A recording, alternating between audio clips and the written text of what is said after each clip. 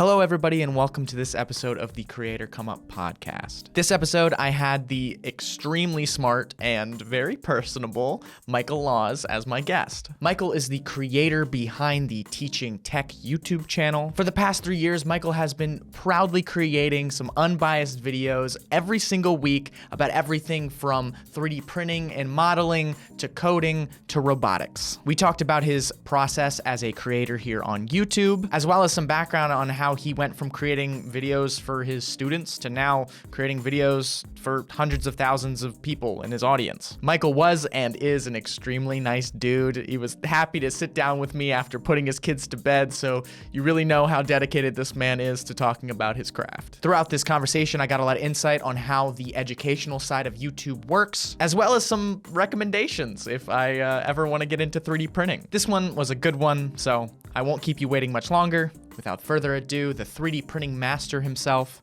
Michael Laws.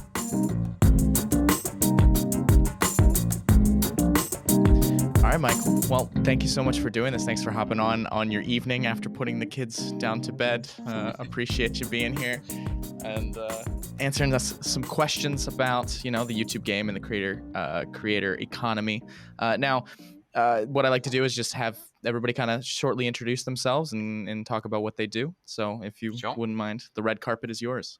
All right. Well, firstly, thanks for the invite and for having me.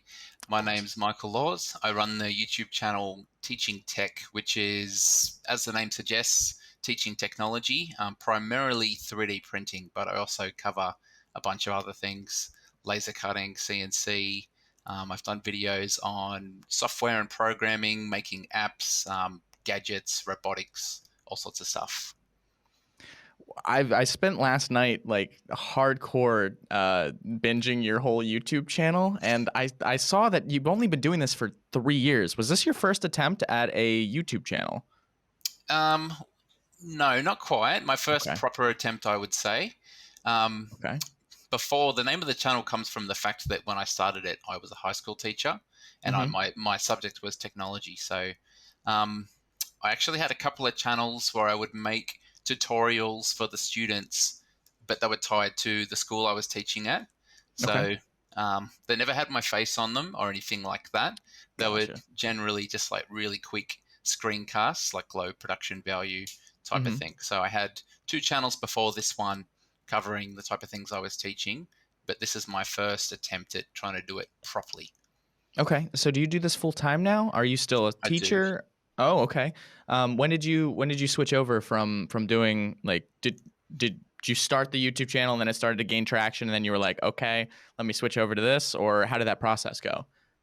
So the first 2 years of the channel, I was still teaching full time. My aim was to potentially make a little bit of income on the side so I could go down to part-time teaching. I was pretty burnt out and was ready for a change with that. So after the first year, I achieved that goal.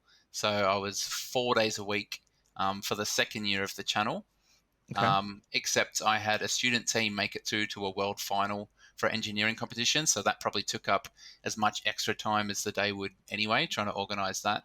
And then at the end of that year, I finished teaching, which means I'm coming up to my second year of doing it full-time YouTube. Very, very cool. Congratulations on that, man. It usually takes people 15 years to really gain traction on YouTube. And you seem to have done, like I said, I clicked, you go in and you click oldest video here and I saw 3 years. I was like, no way. There's no way. That's genuinely impressive, man. I've been following YouTube since day one, and I'm like a stickler for all the analytics and how everybody how everybody grows, and that's really impressive. So kudos to you, dude. But I do want to ask about that you said national finals or something with the engineering. What was it that you said your students went to? Sure. Well, I'm a big car nut. I have been for a long time. All right. I love Formula One as well. I've had dogs named after Australian drivers, for instance. So I had a dog named Weber and now one named Ricardo. Nice. So it was natural. There's a competition called F1 in schools, and it's, as the name suggests, it's like mini engineering, like 1 to 20. What's the equivalent? A CO2 dragster they have in the States. So similar type of thing where car is machined, CNC machined out of a balsa block, has a CO2 canister in the back that gets punctured and it shoots off like a rocket. But there's a Mm-hmm. whole bunch of other things around it as well. So there's a competition for that, and I taught it at the last two schools I was at, and one really talented team actually won the Australian comp and qualified for the international final in Abu Dhabi. So Wow. we had to fundraise and do the competition as well to get ourselves over there. And that was, as you might imagine, required a really big budget and took a lot of effort from them and myself. So yeah, that kept me really busy. No, definitely. Did you ever think about like documenting the whole thing did that ever cross your mind of like using this as like a way to just kind of, document this time and throw it up on YouTube and kind of feel like, or did you want to have that kind of be separate and keep students out of it? No, I've got maybe 3 or 4 videos with students in them. Oh, Two okay. of them were vlogs of the national final. So Nice. the year before that, I had a team finish third. We were getting closer and closer each year. And then I've got a Nice. vlog video of the comp that we won. I Okay. didn't film anything when we were in Abu Dhabi because they had a lot of strict rules around filming in general public and not having people in the background without consent and things like that. Interesting. So I Okay. figured it just wasn't really worth it, and I was just like so exhausted by the end of Yeah. that year anyway. So No, yeah, I but bet. I also had a video leading up where I had the kids in the studio here with me, and we printed out a bunch of parts for their race car from different materials, and they did various tests and whatever on them. So they actually won an award in the international finals for social media. So I think hopefully that helped towards that, which was good. It was good for me. I got something Wow. interesting to make a video about, and it helped Yeah. their project as well. Wow. That's really cool. Wow. It's always neat to see that like there's a lot of like really impressive things behind the scene that go on as well that kind of help boost up morale and everything behind the channels and everything. Even just in general. It's just cool. I'm sorry everything's not about the whole YouTube channel, but like in general, it's really neat. How long have you been doing 3D printing and stuff like that? I think you said you went to from your videos, you went to university for it, correct? Yeah, so my qualification is industrial design. I finished that in 2004. Okay. Um, I was pretty lazy after that. I didn't actually work in that field, but my first experience of 3D printing was for my final year project. I did a model of what I was designing. And then I Hmm. think it was 2012, we got a 3D printer at the school I was working at. And start of 2013, I got one for home. And yeah, I've been going since then.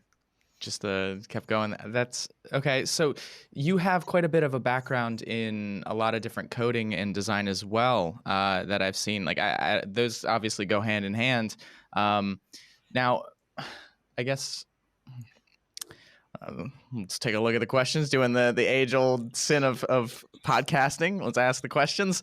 Uh, Honestly, I'm just very impressed by how many different coding languages. Now, did you learn that all throughout university and everything that with all the 3D design and industrial design, all within university? Or are you kind of self-taught in any of those? Things I learned at uni that you see on the channel are Mhm. like graphic design. We learned Photoshop and Illustrator back then. All the 3D Sure. modeling stuff I learned back then.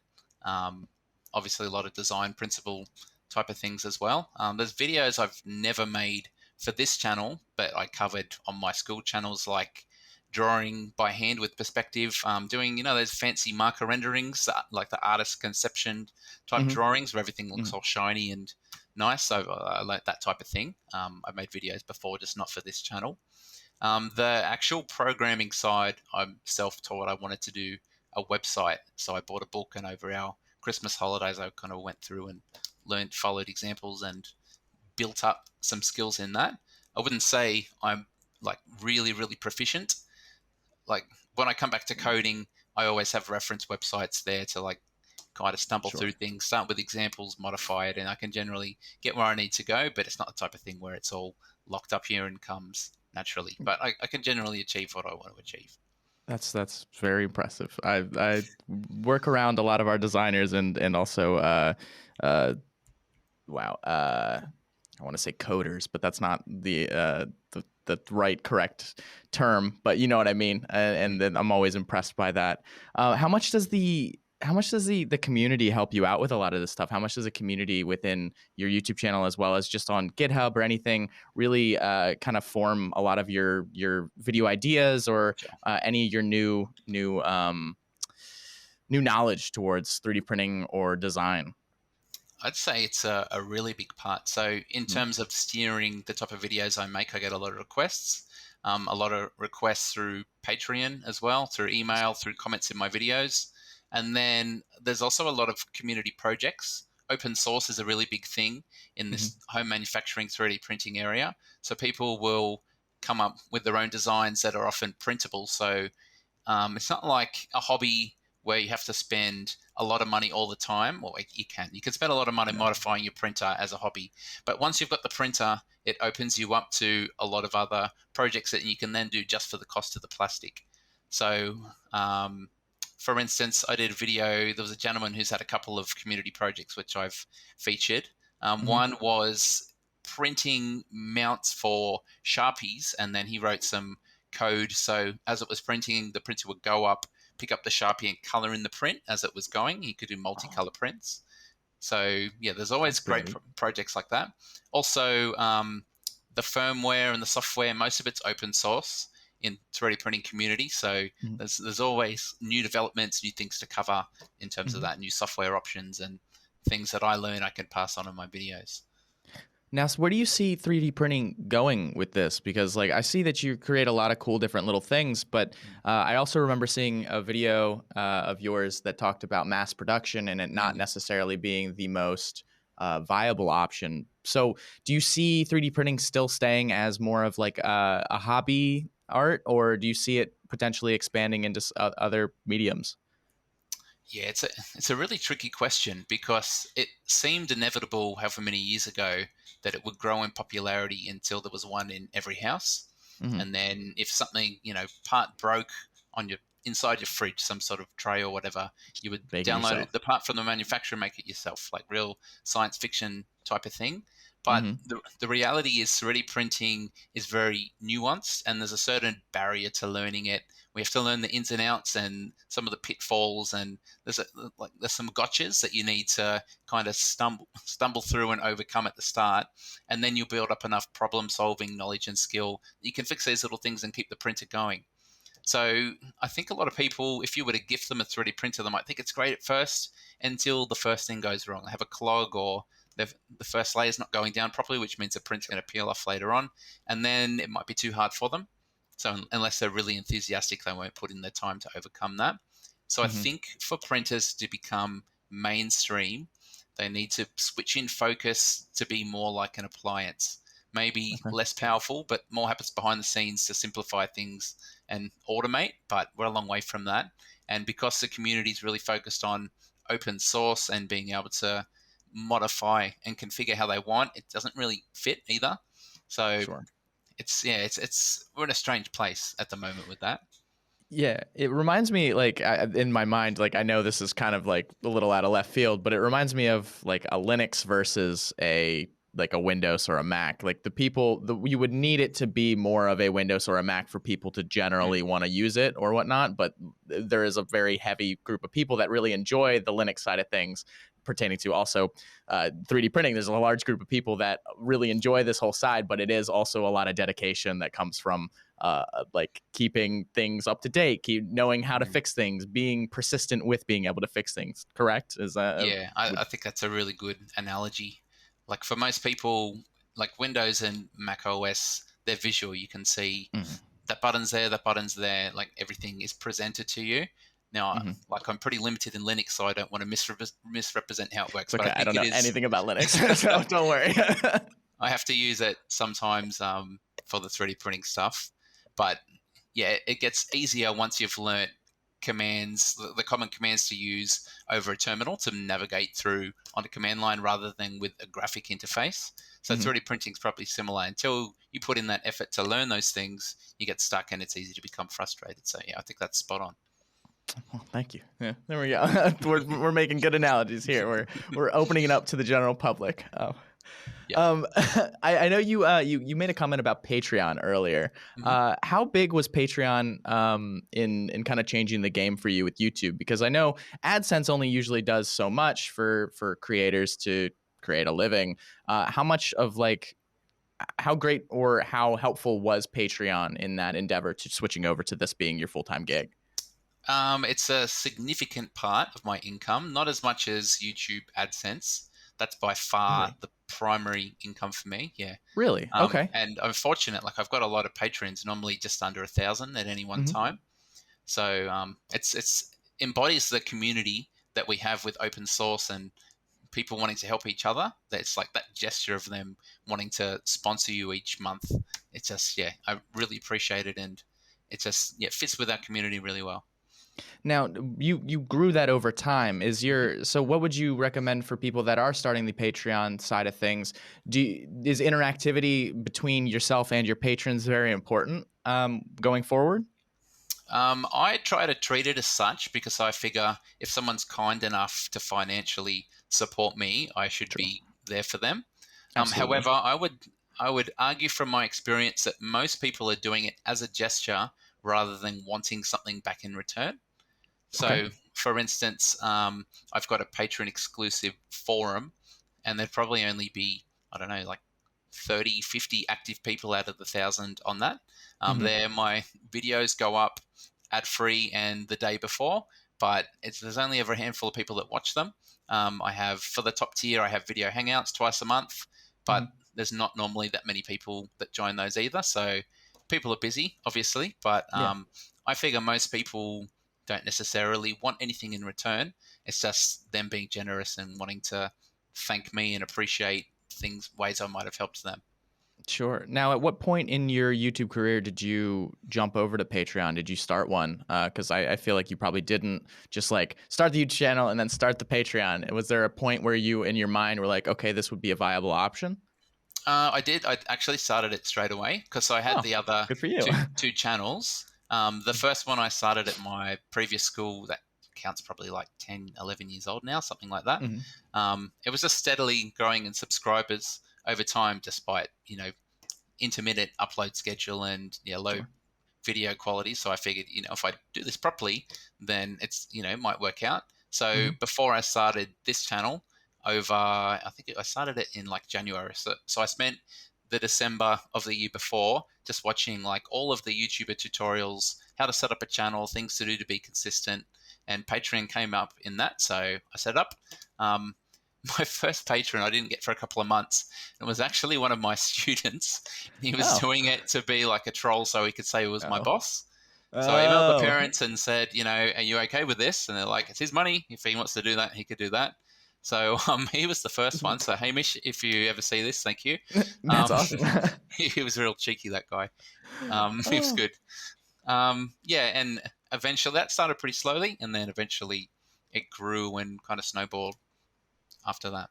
When did you see that your channel started taking off? Was there a video that really hit it? I did have a popular video fairly early on. Now, one thing that benefited me was the fact that I was a teacher. So when I came back Okay. to school that year, the novelty of the kids like, oh, Mr. Laws has a YouTube channel and whatever else. And also a lot of the early videos I was making to suit stuff we were teaching in class. hmm So, when you start, you're a drop in the ocean, and like the stat for how many hours of video are uploaded each day is ridiculous. So Oh, it's getting your insane. foot in the door is like so hard. So one advantage I had was I had made videos knowing that 25 kids would have to watch them as part of their schoolwork. So that probably boosted the channel and analytics a bit. Still like tiny numbers compared to now. hmm But I did have, I suppose, a viral video fairly early on compared to everything else I did. That shot me way past the thresholds to get AdSense and whatever else. But YouTube was really behind, so it was like another 4 months before I Yeah. made a cent from the channel. Now, what video was that, if you don't mind me asking? It was a video on buying a 3D printer from Aldi and testing it to see if it was Oh, any good or not. was it? I saw that video and it was like really late last night, and I was like, I'll just ask him about it. How was that? I was actually wanted to ask you about that. How was the Aldi printer? Yeah, it turns out it was quite reasonable. I've Really? come to experience the Aldi special buys that they have twice a week, I think, in Australia, and I think they have it in other parts of the world. They seem to selectively buy and rebrand stuff that has a good reputation elsewhere. So this fit with that, and yeah, it was pretty reasonable. Wow. How much did that cost? Was the Aldi printer? $500 Australian, maybe something like that, 400 or $500. Okay. What's a reasonable intro a 3D printer for I used to go to Micro Center all the time Sure. and see like what weren't they like 300, 400? Is that around? Well, they have become a lot cheaper. Really? Okay. Yeah, you can spend under $200, and there's like quite a lot of choice. The Okay. most popular cheap one is called an Ender 3 by Creality, and that Okay. probably helped the success of my channel in the earlier days because I got one of those and I made a lot of videos on modifying them, and they were Sure. really popular. Um, Yeah. so like the quality control could be a bit hit and miss on them. Like I've had three different ones now. There's some parts that aren't quite straight on each of them.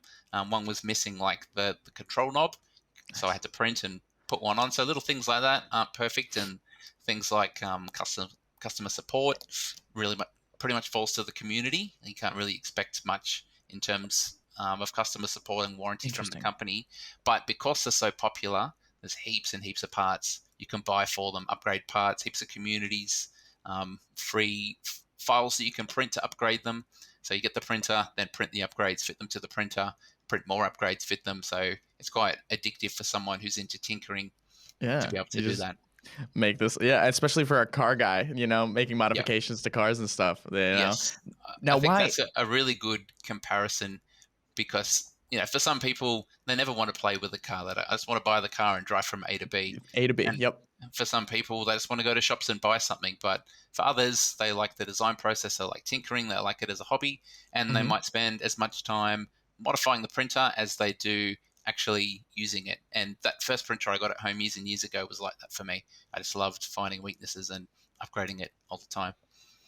Now, why did you made a comment about how the technical support for these companies that build these printers, why are they kind of, I don't want to say obsolete, but like just not helpful? I think it's just the way they organize their business and the budget of the 3D printers.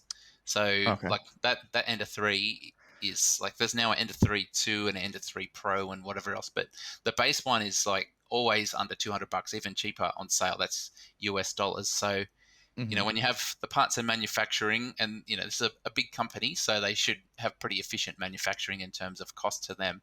But there's Hmm. still not going to be a whole lot of money left over to employ, a room Customer full of service. customer service. That's it. Sure. But there's other companies in like another tier. So one of the most popular companies is called Prussia. And Hmm. that was started by a guy who was just part of the community, Joseph Prussia. He's in Czech Republic, and Okay. they've grown to the point where there's like tens of thousands of them around the world, and he's got I think he's got hundreds of employees now, and they have 24/7 internet support and email support and all of that type of thing. So they Wow. cost significantly more than the average Creality printer, but Sure. it's just a whole different experience in terms of service and customer support. Now, how tight knit is this? Is the 3D printing community? How close are you? Because I don't know of any other YouTubers that do this, which I'm guessing there's a lot of them. How or even just people in the community that have the big names in the community. How close knit is everybody? That like when you make a name for yourself in here, you all are kind of just like chit chatting with each other. I've had Is that a thing? contact. Yeah, I've had contact with most of the other popular ones over the years. Hmm. I'm not really in regular, like I don't know any of them in real life. Sure. But generally, everyone's pretty friendly and working together, and we'll point to each other's videos and our own videos where something's relevant or Hmm. someone else makes a really good video. So generally, yeah, pretty good community like that. I suppose there are quite a few channels, but compared to I don't know something else that I follow like Formula One, it's very Hmm. niche. So Yeah, yeah. Yeah, I mean, you're a big channel for 3D printing, and you're sitting at 300,000, and like you said, niche, but still impressive. Don't like that's not me saying mm, that's not me saying that's not a big number, but like it's still you can still argue the niche aspect of it.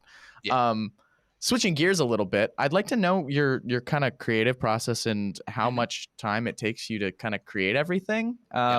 What do you how do you sit to, like, from start to finish, like scripting out or finding an idea, scripting out, and filming and editing? What's Mhm. your process look like? So it varies a lot depending on the video. Some videos will be going for months and months, just chipping away in the background. Hmm. And then I basically have a list. I've got videos I can make in half a week if I'm really short on time. Hmm.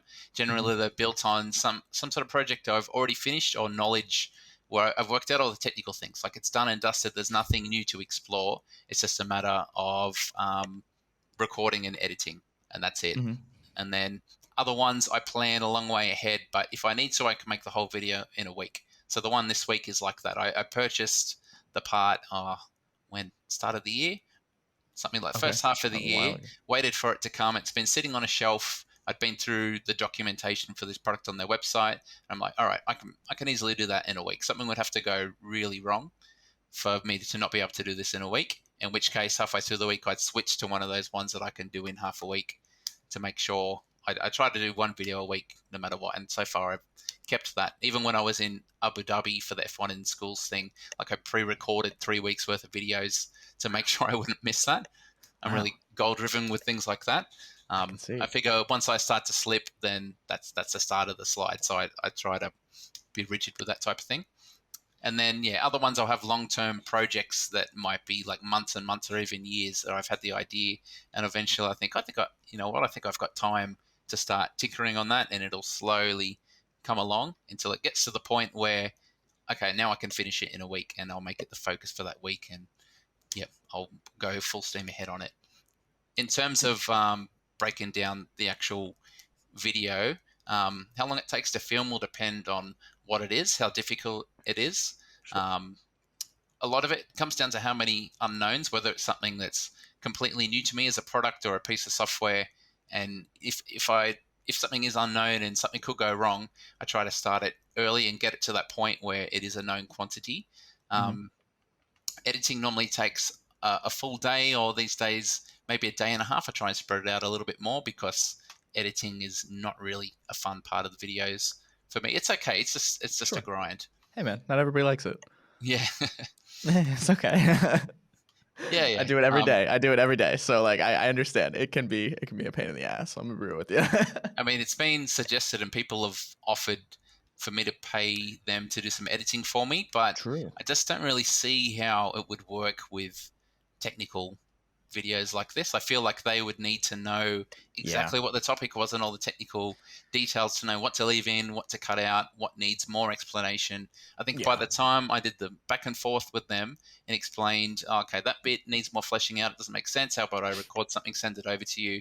All the back and forth, it's just quicker for me to You do could it have had it myself. done. Yeah, Yeah, exactly. So is it all just you? Is it just yeah, you don't yeah, have a team on or anything? It's all you. yeah. Wow. One video a week for how long? 2 years, 3 years? Coming up to 4 years. Wow. I mean, in the You early go, man. days, I was doing 3 videos a week for the first 9 months, but most of them were things that I had been doing for years as a teacher. Okay, so it's kind of So like short form projects that you could churn out in a day or just two. like for instance, a Photoshop tutorial, or Sure. I did a series on 3D modeling in CAD. Like I've been doing that stuff since I was in high school in the 90s. So you know what I mean? It's like Yeah. it was easy. I could make a full video in like 5 hours in one night. Yeah, Record a the back of your. screencast, bit of editing, record myself in the studio here and there, chop it together. Like it wasn't that hard. So I think over time, like there's still some things like those ones I say I can do in half a week that are like that. But generally, the videos I do these days are more adventurous and take longer because of that, more detailed. Now, that sorry, I again did the podcaster the horrible thing to do and look at the questions while you're talking, and I heard you. Don't worry. But I did have like this random question came up of like going back to you being a teacher with all of this Mhm. and using your teaching to kind of gain some traction and whatnot. Do you suggest that if teachers are thinking about doing YouTube channels to kind of do it? Like, because in my mind, if I would have ever known that my teacher was doing a YouTube channel, I don't know how I would feel as a student. I would be like, this is wait, how old? What grade did you teach? What years? Okay, so I trained as a high school teacher, but the last couple Okay. of years I was teaching, I became the STEM coordinator for the whole school, which is kinder through to senior year 12 in Australia. And I Okay. was mainly teaching primary school for the last year, and the year before that about half. Oh, So okay. the young kids didn't really care either way. But for a high schooler, I suppose there's like an element of glamour in a way, Yeah. especially as my channel grew. They're like, "Oh, you've got this many subs now," and Yeah. yeah, so the novelty for them was pretty big. Um, would I recommend it to a teacher now? Teaching is a funny profession in which you need to be good at a range of things. Like it's not just about knowing your subject area. You know, you're a counselor as much as Hmm. you are True. like a police officer and keeping the kids in line. And you need to be really good in meetings and organizing. And then there's the whole admin side with documentation and talking to Hmm. parents and things like that. Teaching's a job where all those skills don't exist in a lot of people. So not that many people can be teachers. But if you want to switch industries, there's not that many other industries that need that combination of skills. It's a True. really strange one. A lot of teachers find it hard to leave teaching for that reason. YouTube does suit teaching in terms of that because you need, well, my videos at least, like they're structured like a lesson, the way I Hmm. approach them and structure them out. So other teachers might find that YouTube kind of suits that. But if they Yeah. wanted to start a vlogging channel, there's probably not much Yeah. carryover. Yeah. Yeah. Yeah. So, oh, I had a question. Ouch. This is bad. This is what happens when we record at 10 in the morning. And you know what? No fault of yours. You know, it's just time zone issues. What was I gonna say? I guess I guess part of it was kind of like how much of that transferred over Mhm. when you did like. I guess that's kind of it. That was part of it. It was like how much of like from teaching did you kind of did it carry over into making YouTube videos, and like what parts of that helped you? Sure. Well, for me, I class my channel as education rather than entertainment. Hmm. Like people that know me in real life would say I've got a really good sense of humor and whatever else, but I don't really push that in my videos at all. Like I Okay. choose, some people will critique my channel, and I think it's pretty fair. They say I can be wooden in front of the camera and my delivery, but that's like I choose to do that because I used to get a lot of comments saying I was talking too fast, people couldn't understand my accent. So I've changed my delivery over time to be kind of easier to understand, even if it's less exciting. Hmm. Um, now I've lost my train of thought. What was I talking about at the start? It's okay. Well, it's okay. Oh, we love it. Oh, this is so good. No, Um, it was kind of like how does everything transfer over? What did you as being a okay, that's right. teacher? Yep. Yeah, yeah, yeah. You're good, man. Don't worry. Now I feel okay. Okay. Yeah. Okay, so given that my channel I class as education rather than entertainment, being a Hmm. teacher helped tremendously in the way I structure my videos. So if you're going to teach a lesson to a class, you're aiming, you imagine you got the bell curve of students. You got your ones who really struggle, you got your bulk in the middle, and then you've Hmm. got your really gifted ones up the top. I'm generally trying to capture the bulk in the middle. So kind of keeping that in mind on how much detail I'll go into explaining something really comes in handy. Kind of the logic of how I'll structure a video in terms of how I link it to something the viewer might already know and kind of build on that. Things I choose to define versus things the viewer might implicitly know. So that type of thing, teaching's really in handy. Came in handy for that kind of analytical approach. Hmm. And I suppose one of the frustrating things when you're teaching, you teach to the middle of that bell curve, but Hmm. then you can get around face to face and you can visit one on one the kids who are struggling and get them up to where they Right. need to be. You can give extension work to the kids who were probably not really paying attention because it was too easy for them. But on Hmm. YouTube, you can't do that. You just got to pick who in that spectrum of skill level you're making the video for, Sure. and you get comments saying, "Oh, this is too hard. You don't have enough detail," and then other comments say, "Oh, you're only glossing the surface." Well, if I'm getting both of those, then I figure I must have hit my target in the middle. Right in the middle. Yep. Yeah, but people don't often have that perspective to understand that they might be like extremely talented at this stuff and pick it up naturally, but other Yep. people have no idea what just went on in the video. Yeah. So what can you do? Just So you as can never somebody make just everyone happy. yeah, well, yeah, that's welcome to life. Am I Yeah, right? yeah, yeah. But so with that being said, where do you suggest people start? This is just like a genuine question for myself. Where do you suggest people start when it comes to getting into the 3D printing side of things? I'm actually going to make a video around Christmas time on this type of topic. So, All right. if you've got some money from Christmas, you're thinking about buying yourself, maybe you want to get into 3D printing, you know, watch this first type of thing. So, kind of like a buyer's guide, but not so much about saying buy this printer or that printer, more general Sure. principles like, some people treat it as a hobby, some people treat it as a tool. Where do you think you'll be? These are the areas where you'll need a lot of patience. Do you have that patience? Is this the hobby for you? If you are ready to proceed, you've got these different categories, that type of thing. So for someone getting into 3D printing, I would say, based on what I just said, they need to decide if they want to do it as a hobby, whether working on the printer and learning stuff about it, or whether it's a tool, whether they just want to make things. How willing they are and how good their existing knowledge is to tinker on whether they'll be able to fix and keep a cheaper problematic machine running, or whether they don't have time or patience for that and they want to spend more money and buy something with the customer support safety net there. So Sure. I'd say a person starts with those questions. If they want a hobby, they're looking to tinker, they're happy to be part of a community and learn from their mistakes, and things might break down, then one of the budget options. Otherwise, find one that's got the customer support and the safety net and go for that type of thing. Okay. Now, I guess kind of the same question, but transferring that to like YouTube. Where would you say if somebody's trying to do YouTube about one of their hobbies from your own personal experience, Sure. what do you say is the best way to go about that?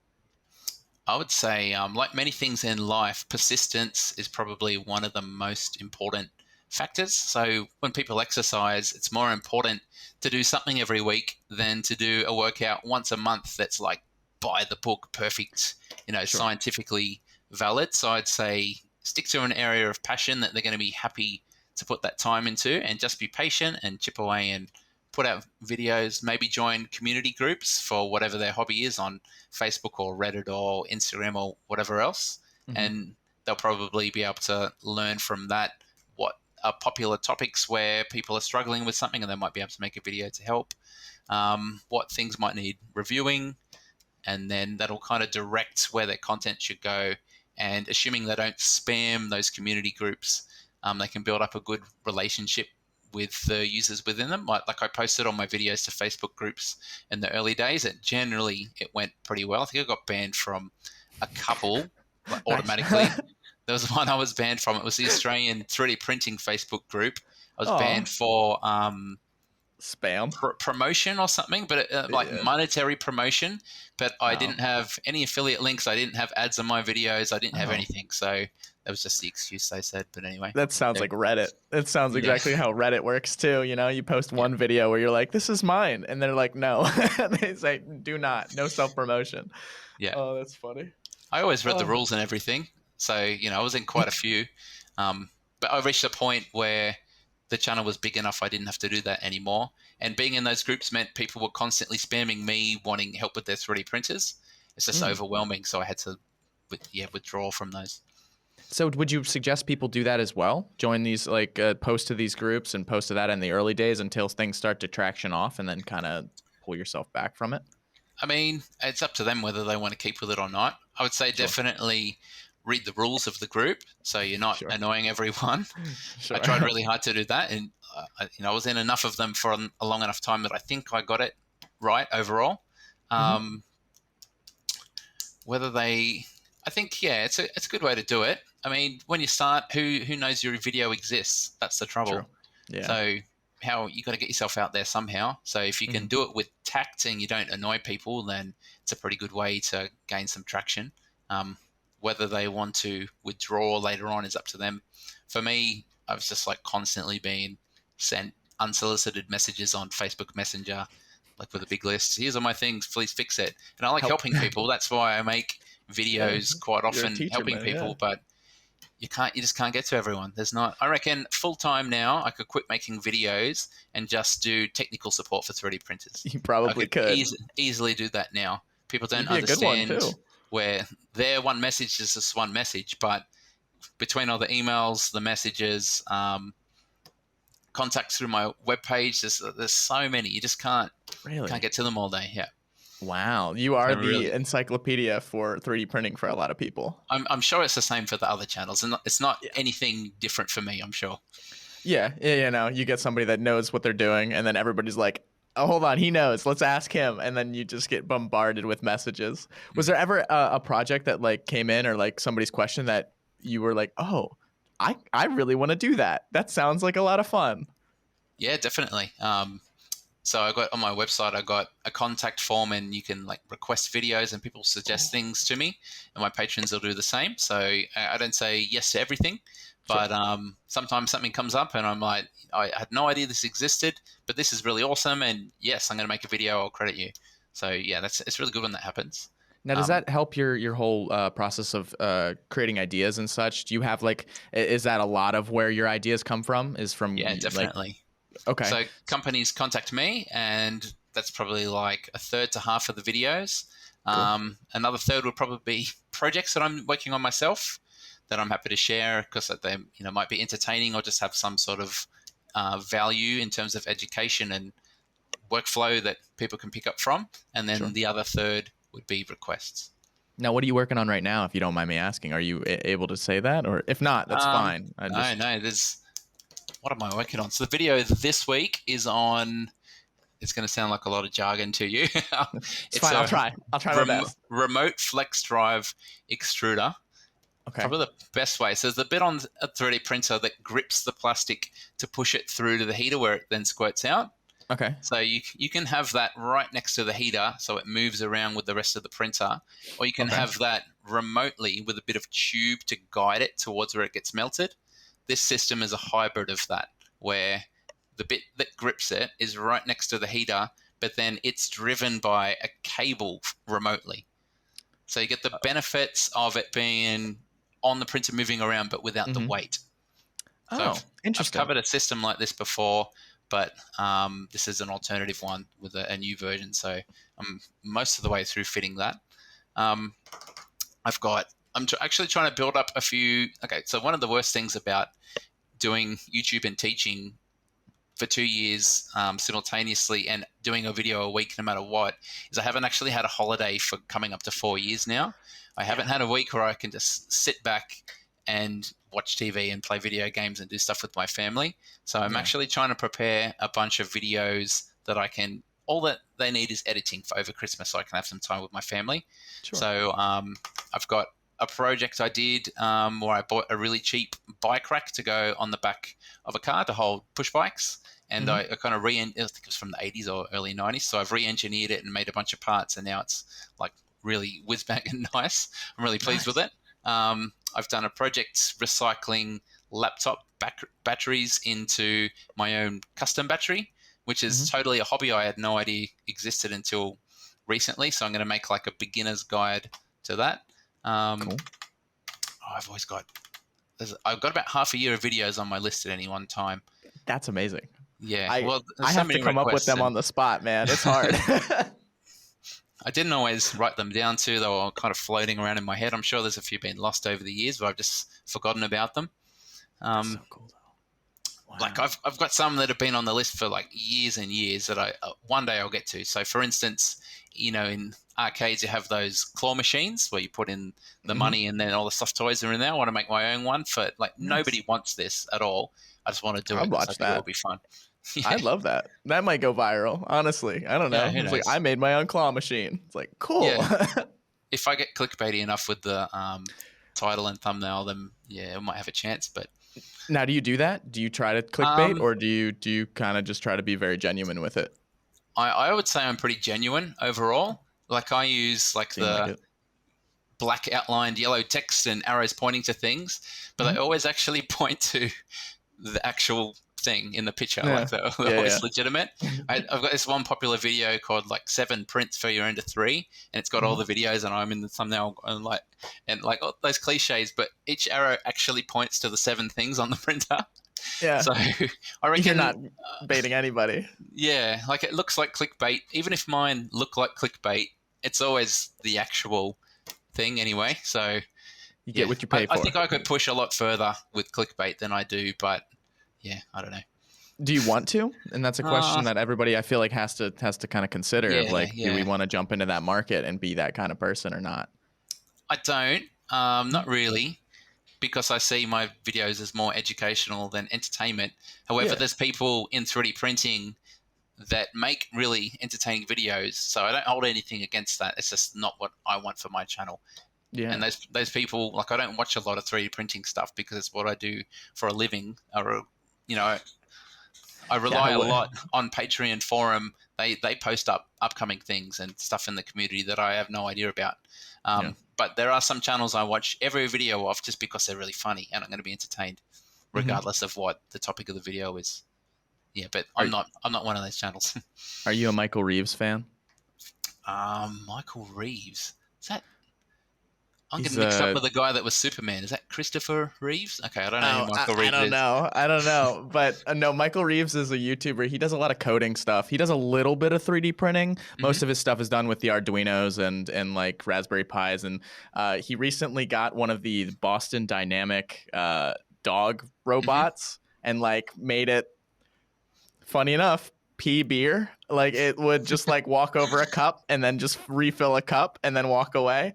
I would highly recommend it. Michael Reeves is a funny dude and very intelligent dude within like the 3D printing and what's it called, coding side of YouTube. But I may have seen one. His name's slightly familiar. I might have seen like one video. He's a funny little Hawaiian kid. So. Like he's very noticeable. If you see him, and you'll definitely know him if you've seen him before. But I will look up that video. That sounds fun. Yeah, definitely do it. I think that's it for all of my questions here, dude. And thank you so much for honestly hopping on here. I do want to ask you some questions afterwards, if that's cool. Yeah. But at the end of this, where can people find you? Where's everybody gonna find you on the internet? I'm not really on much social media, but obviously my full-time job is YouTube. So my channel is Teaching Tech. So if I was going to say if you can't spell it, here's what you type in, but you need to spell it for that. But if you Google Teaching Tech, my logo is black and white diamond with TT cut out of it. I got a website as well, but unless you're into 3D printing, not very exciting. But that's linked on the About page. Awesome, man. Well, thank you again for doing this, and hopefully we can talk again soon when I figure out how to actually do 3D printing, you know? And then we'll have some dialogue back and forth, you know, instead of me just asking a bunch of questions. But no worries. Anyways, man. Thanks for having me. Thanks for the invitation. Of course, dude.